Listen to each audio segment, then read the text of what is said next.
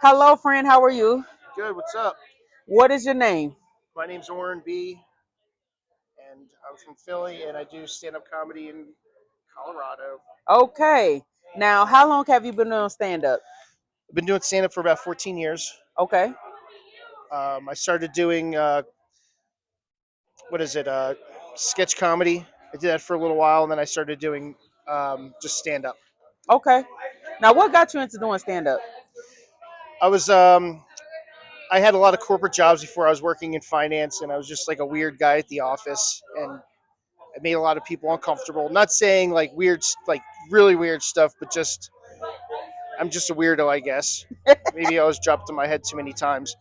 Um, and thought to myself that I could either be the weird guy at the office or I could be a comedian that's really good at finance. Mm. So here we are. All right. And so you've been running open mics for about how many years now? I've been running open mics for in Denver for 10 years. And so what made you start hosting your own open mics? When I first came here, Hey, this guy's a fucking nerd, bro. Yeah, you're a nerd. You're a fucking nerd. You're a nerd. Get out of here. I got his nose. Give me my nose back. No, fuck you. Hey, JoJo. You're next. Yeah, you next. You next. Yeah, Okay. you're next. Okay. Gotta leave. But anyways, Yeah. so you were saying you started hosting open mics in Denver because. Oh, because when I first came here, I'd only been doing stand up for about 5 years, and not so consistently. So yeah, I was okay, but I didn't know anybody around here, Mhm. and I would show up to the open mics first. I would bring the host food. I would try and buy them drinks, and they'd still put me up last no matter what. So at some point, I'm like, I have to get stage time in front of a crowd. So I'm just like, I hosted shows in Philly. It should be fine. I worked at a bar. I convinced the owner to let me do a show there. He thought it was going to last 3 months, and it ended up being like 9 years at that place. Wow. So you hosted open mic for 9 years. Now, what are some of the struggles that you go through as a host of open mics? I think the biggest thing is getting. I host so as a open mic host, you have to think of the bar, like the business. So I try and get people to come and watch the show, and that's the hardest part is getting people in to watch an open mic.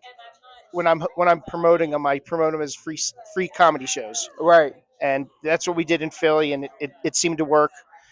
And then the other thing is just getting the crowd together to shut the fuck up sometimes, Right.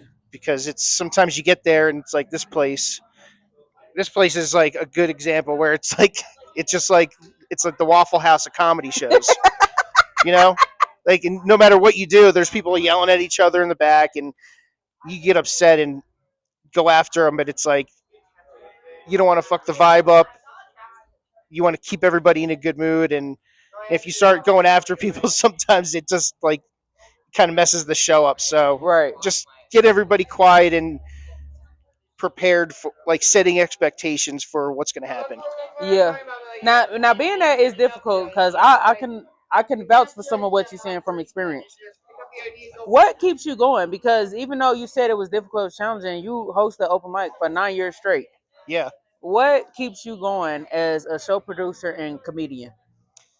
Um, I'm pretty introverted. Like if I didn't have, I bartend, bartend on the side.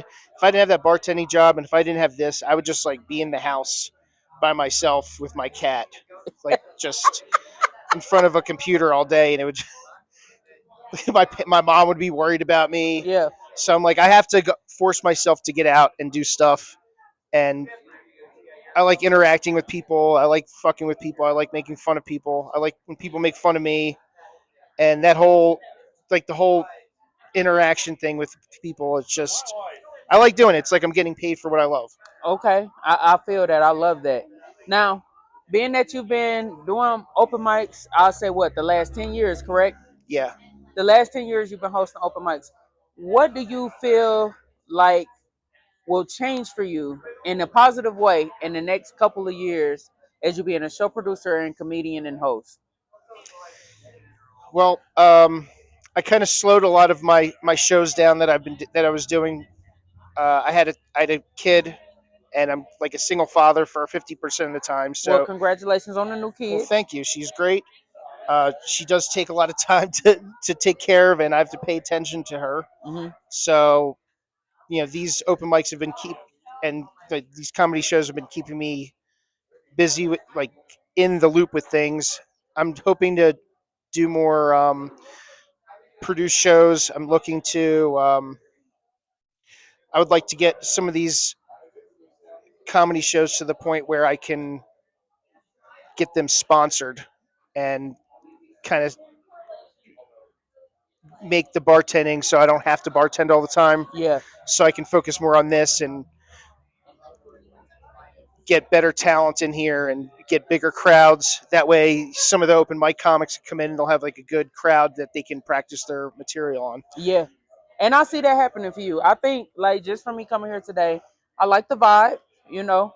I think it has a lot of potential, and I think that you're very welcoming into opening up the doors for these opportunities. Yeah. So now I want you to be futuristic. And I Okay. want you to congratulate yourself from now to the future self in 5 years of all of the things that you accomplished. What do you want to say to you for 5 years from now? Hey man, you did a good job. I'm proud of you, and I hope your cat's still alive because we love him. And if he is, we could all bask in the success that you've had. Hopefully, you're just bartending once a week now for fun. Absolutely. I wish you well with that. Hell Now yeah. let's tell people how often you do these open mics and where, so we can promote this and get this out here. And tell the community what you need from them. Okay. I host two open mics. One on Sunday at East Facts Tap, 8 o'clock. Doors open at 7. I get here. Doors open at 7:30. Uh, Sign-ups at 7.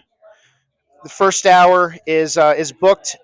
So open mic starts at 9 o'clock, but there are bucket seats. So if somebody bails out, like you'll get a good crowd to practice your material. Same thing on Mondays, except it's at Pete's Satire Lounge, also on Colfax.